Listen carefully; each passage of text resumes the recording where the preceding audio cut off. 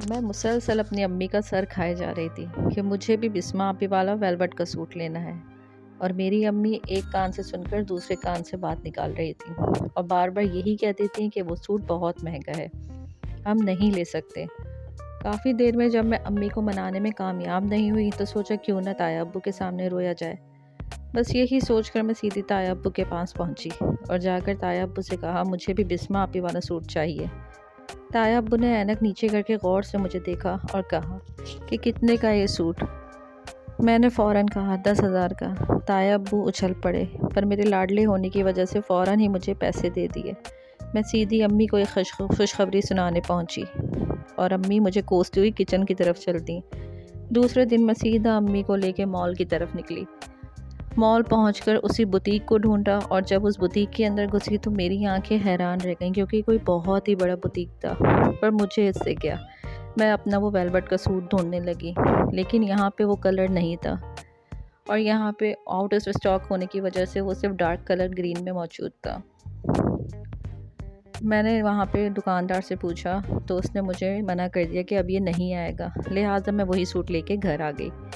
Cousin की शादी वाले दिन बिस्मा आपी और मेरे दोनों ही कपड़े अम्मी ने इस्त्री करने के लिए रखे और मैंने जलन में आकर छुप छुपा कर बिस्मा आपी के कपड़ों पर इस्त्री रख दी और भाग गई।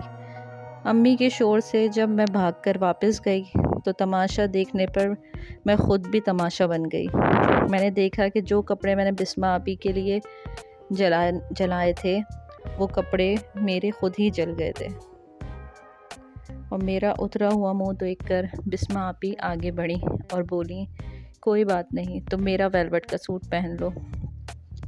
ये देखकर मैं पानी पानी हो गई और मैं इस बात का अंदाज़ा लगाने मजबूर हो गई कि महंगा सूट पहनने से कोई आला ज़र्फ़ नहीं बन जाता। ये तो इंसान के अंदर की खूबी होती है जो उसे आला ज़र्फ़ बनाती है।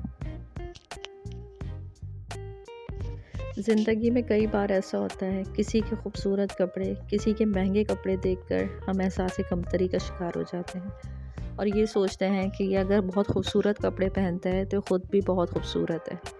बेशक वो उन कपड़ों में बहुत खूबसूरत दिख रहा होता है, लेकिन आप इस बात को बिल्कुल भी 100% श्योरिटी से नहीं कह सकते कि उसने अगर इतने बेहतरीन और आला कपड़े पहने, इतने महंगे कपड़े पहने तो उसका किरदार भी इतना ही अच्छा होगा।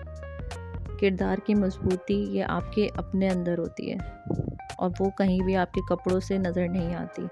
साफ़ सुथरे कपड़े पहनना बहुत ज़रूरी है, लेकिन इस बात की कोई गारंटी नहीं है कि आप अगर महंगे कपड़े पहनेंगे तो वो आपके आला ज़र्फ़ होने की निशानी है।